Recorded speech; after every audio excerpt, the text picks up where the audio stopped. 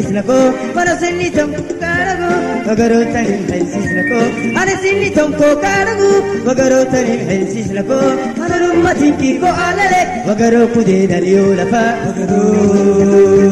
matu raspangahat le hargirat wagaro kowe badal kowe baril kowe raspangahat le hargirat wagaro kowe badal kowe baril kowe badal kowe raspangahat le hargirat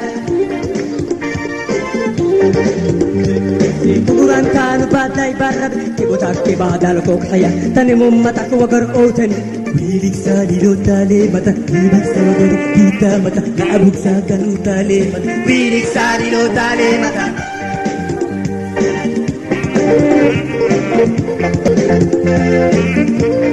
Kalon ti seri kalburse Bukuran to ang badai barade Kibutak ki badal ko kaya Tanimum mata ko wagar otani Kalon ti seri kalburse Bukuran to ang badai barade Kibutak ki badal ko kaya Tanimum mata ko wagar otani Watu Nasupanggahat Le hargirat